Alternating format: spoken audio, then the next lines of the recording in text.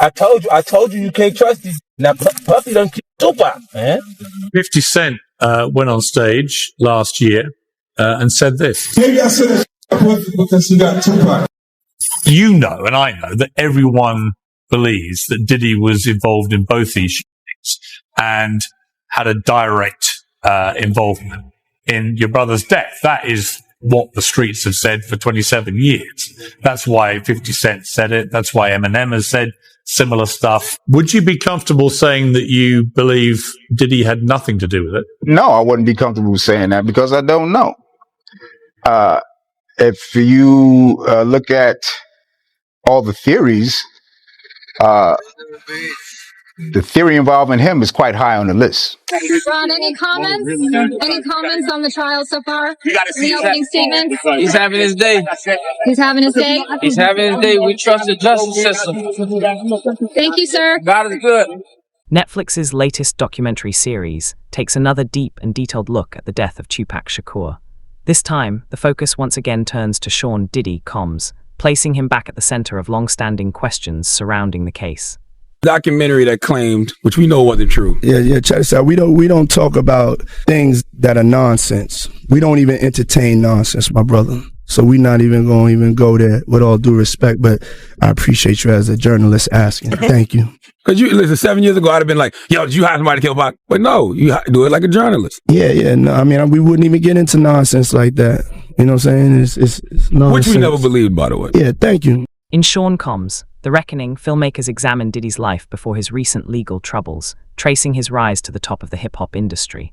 The series also explores his complicated relationship with Tupac, which Tupac's cousin, William Lassane, describes as tense and strained. Interviewees suggest that both men were caught in the middle of the East Coast-West Coast rivalry. Some even claim Diddy was connected to multiple violent incidents involving Tupac, including the night Tupac was killed in Las Vegas in 1996.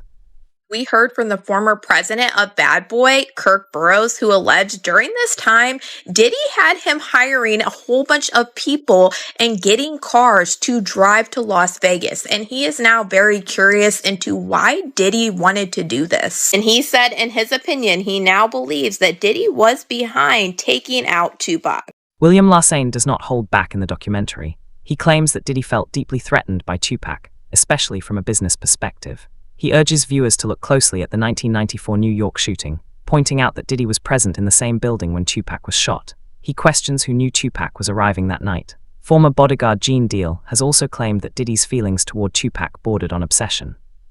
Puff took Tupac blueprint and changed Biggs and Bad Boy in image. I get around, talked about how fly you was, how many girls you mess with, how many cars you drive, how much money you got, what you willing to do. He took his image. Pac was the first one on the scene wearing Versace shirts. He went and got the same Versace shirts Pac had. Which, all right, some dudes would do that. You would never catch me wearing something else, something that somebody else got. He was knocking down all the women that he thought Pac was knocking down. And what I mean is having sex with them. Why would you want to have sex with women you know for sure a dude that was once cool with you was dealing with? In addition to Williams' comments, Tupac's brother Tupac Shakur also appears in the documentary, stressing that he believes Diddy should be fully investigated in connection with his brother's murder. Comment saying that you want to see how serious the Vegas PD is going to take this case. Because Keefy D is people that he name dropped that you want to see if they're going to investigate? Yeah, absolutely. That's why I'm curious to see how they plan to deal with the case, because he, in his own admissions, mentions other people. You know, are they going to say what happened to these people? Yes, Puffy being one of them. I don't know where that's going to lead, but I do believe there were accomplices. and I don't think all of them have been looked at. So, because over the years, it's a lot of years, amongst the family, we talk, we want to figure it out too. We thinking certain things too. So, we're waiting to see if we can trust this process. I feel like it's bigger because I haven't heard anything about that part of the story from the prosecutor's office. I haven't heard anything about Puffy from the prosecutor's office, even though Keefe D implicates him on these videos that they claim they're using to indict him. Even you got a Crip affiliate from somewhere, but you still not going to talk about the guy that he mentions by name on the thing. Yeah, I mean,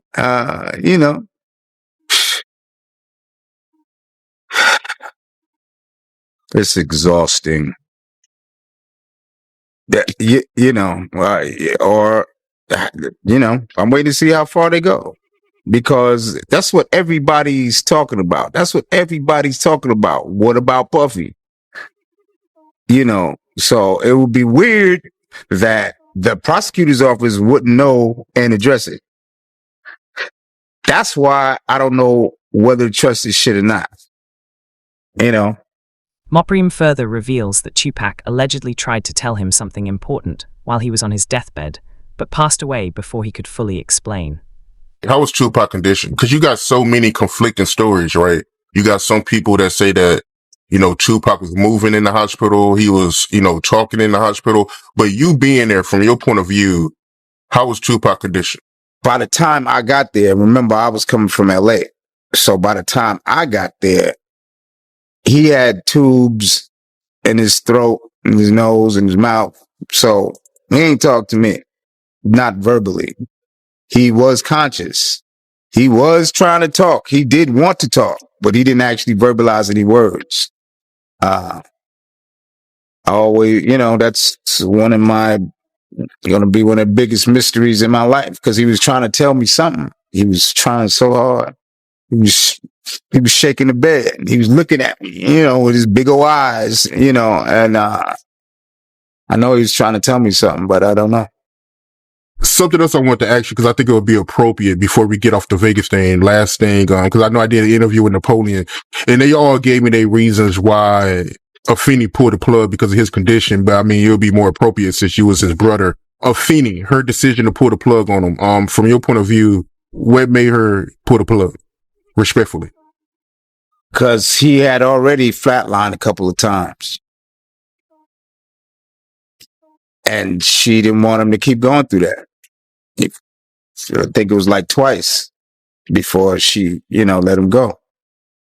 And that's reasonable. You know what I mean? When I was, when I found out, I could live with it more. Kirk Burroughs, the co-founder of Bad Boy Records, also raises serious questions. He states that looking back with maturity, he believes Diddy may have played a role in Tupac's death. He explains that tensions between Tupac and Diddy existed long before the Las Vegas shooting.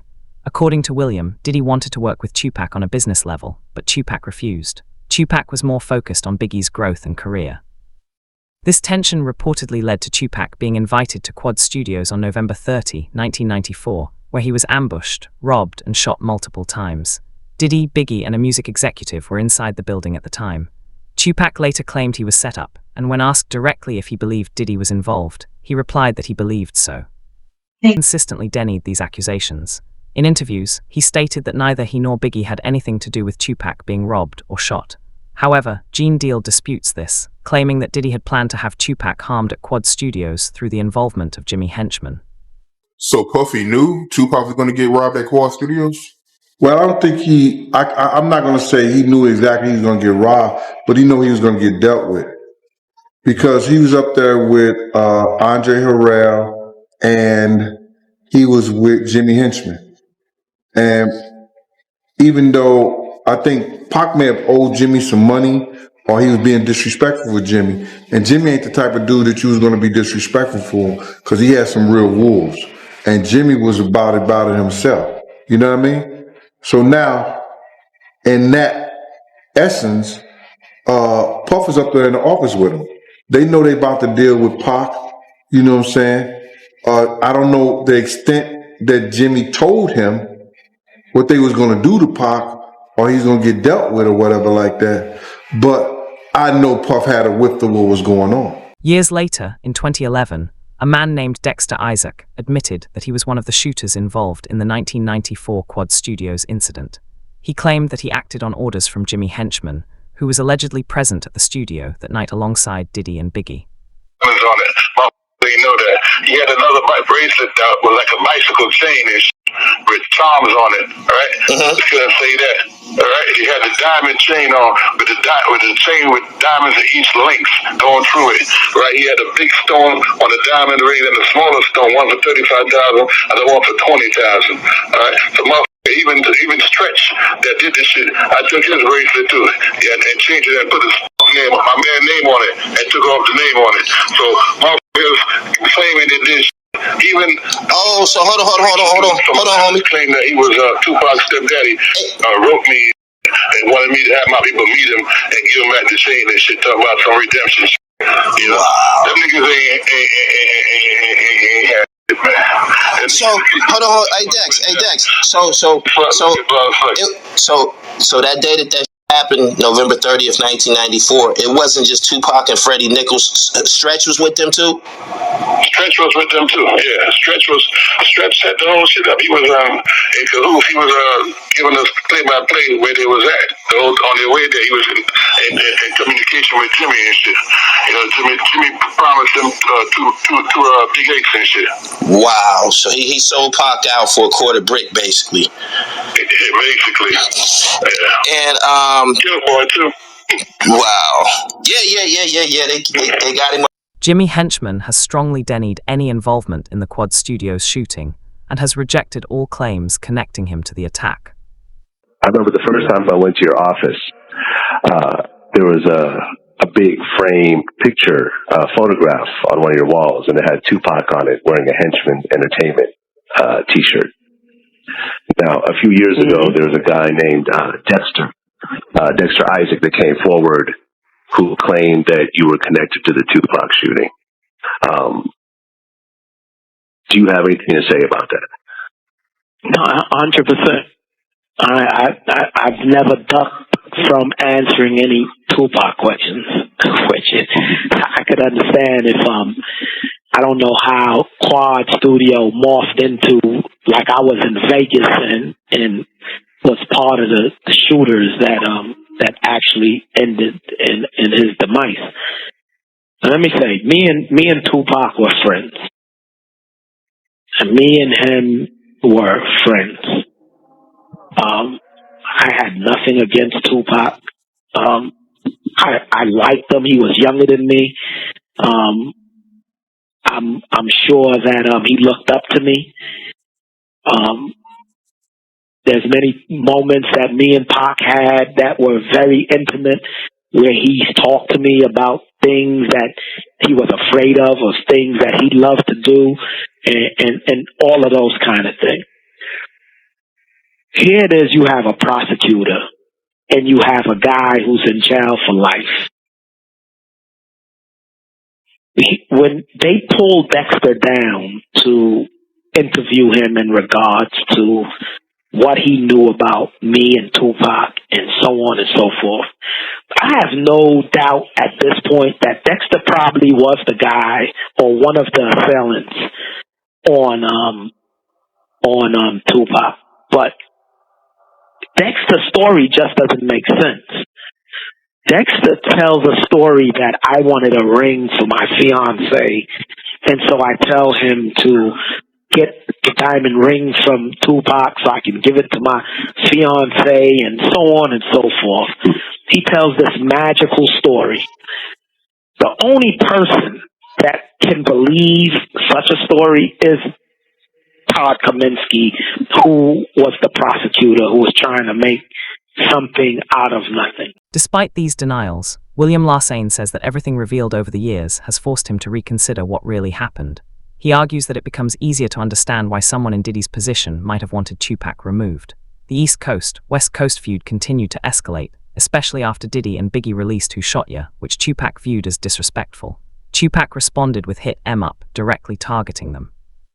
Diddy later admitted that he feared the conflict was spiraling toward violence. The documentary also features Dwayne Keefe D. Davis, who is currently facing charges related to Tupac's 1996 murder.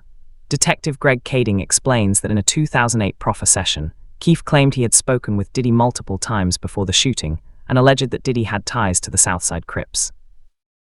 And just to make it clear, man, when Puffy came to LA, you used to give him protection, right? From the Southside Crips because he was scared of Suge Knight?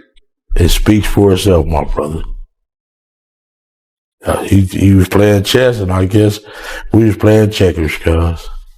So he was really scared of Suge Knight like that, yo? That's what it looked. That's what it sounded like. Yeah. Yeah. Keefe D claimed he was terrified and stated that Diddy became more aggressive after Hit 'Em Up was released. According to Keefe, Diddy allegedly said something to the effect of wanting Tupac and others gone and warned that things would only get worse. Keefe told investigators that Diddy allegedly promised a $1 million bounty for their deaths. You've actually said there was a story about a hit. Right. Can you talk about that? Yeah, so there's Keefe D claims that there is this ongoing conversation. It happens on 3 different occasions. But most specifically when he and Puffy are at this place called Greenblatt's Deli on Sunset. And they're there. Things have spiraled out of control. Puffy's really concerned about, the welfare of his safety. And he tells Keefe D, man, I just need you to take care of this situation with Suge and Tupac. It's out of control.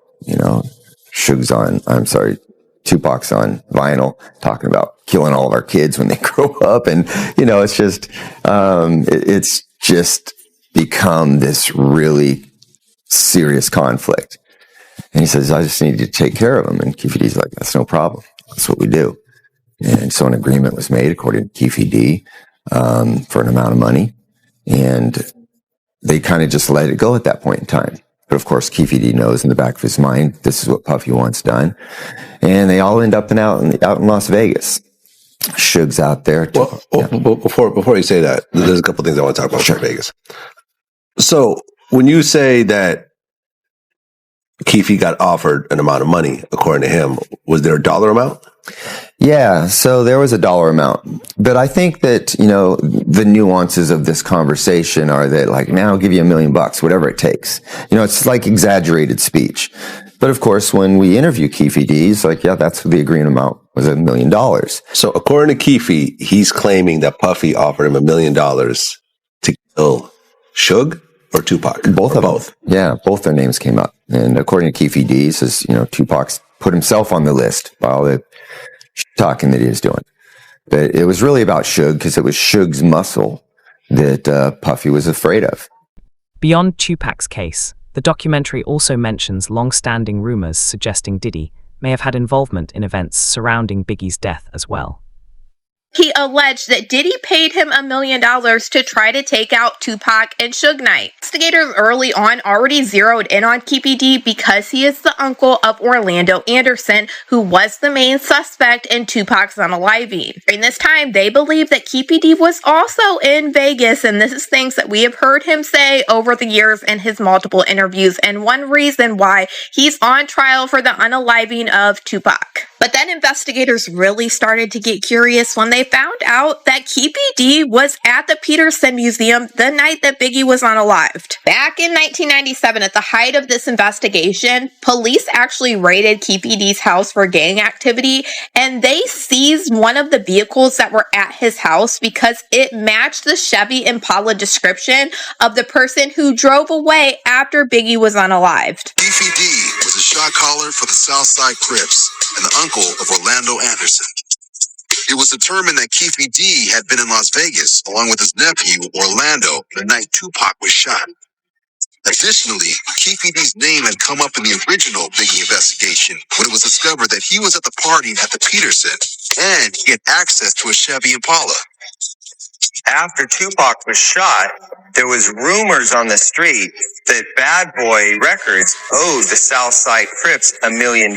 After seizing Keefy D's vehicle and raiding his house for gang activity, this is when investigators would first try to question Keefy D if he had any involvement in Biggie's unaliving. And at this point in time, he really didn't talk, and he told them that they were barking up the... Kirk Burroughs highlights unusual details from the night Tupac was shot, including why the group traveled in separate vehicles to the Mike Tyson fight earlier that evening. Keefe D claims that Diddy called him after the shooting and appeared happy, allegedly saying payment would follow, though Keefe insists the money never came. Diddy denies all allegations. Las Vegas police state that Diddy has never been considered a suspect. Despite this, people close to both artists have continued to claim there was deep animosity between Diddy and Tupac. One of Tupac's former partners even alleged that Tupac knew personal secrets about Diddy, which may have intensified the hostility. That's a similar story to what I heard from somebody that I know is not, I know she's not lying because she had no reason to lie. First, she told me she saw somebody doing something to him, and she walked in and she thought, he didn't, he never said nothing. He didn't even acknowledge her. So she's thinking she's under the radar. Next thing, she's hanging out in Miami. And, she comes in back and says she don't know what happened and she woke up. And so, What did she say she saw? Someone giving him head. That's as far as I'll go. And then you could do the math.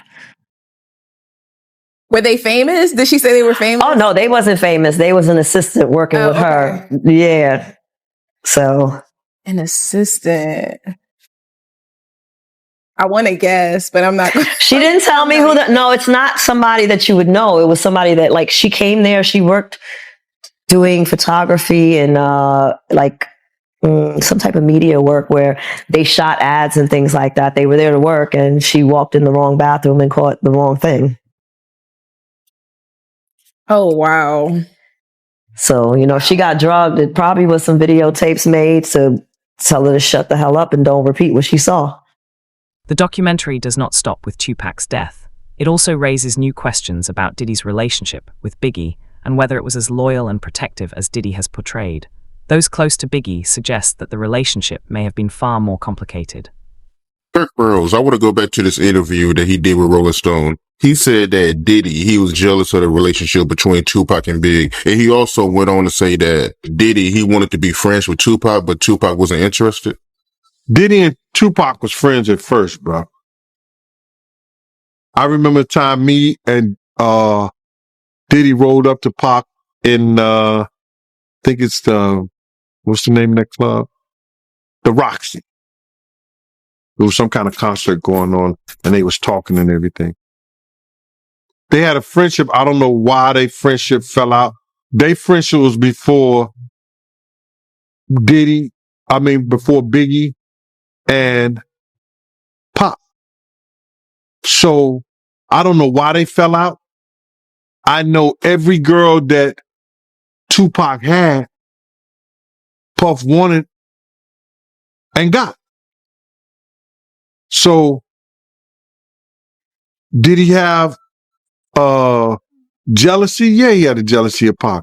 But I think that it was more so that he knew Big was the meal ticket. And that Pac wanted Big to be with him with Thug Life, but he didn't have the money at the time. And when Big got the money from Puff, Pac gave him the blessings to go with him, but he also told Big that he had to watch Puff because Puff was going to rob him blind. So you believe Kirk Burroughs when he say that, Diddy, he was jealous of the relationship between Tupac and Big? I don't know if I could say he was jealous with his relationship with Big. He didn't like Pac. It's something that happened between Pac and him that he didn't like it. Ultimately, the series presents the idea that Diddy may not only be connected to Tupac's death, but could also be linked to events leading to Biggie's murder. While all claims remain disputed, the documentary asks a final question. Should Diddy be formally investigated for both cases? Viewers are left to decide and are encouraged to share their opinions.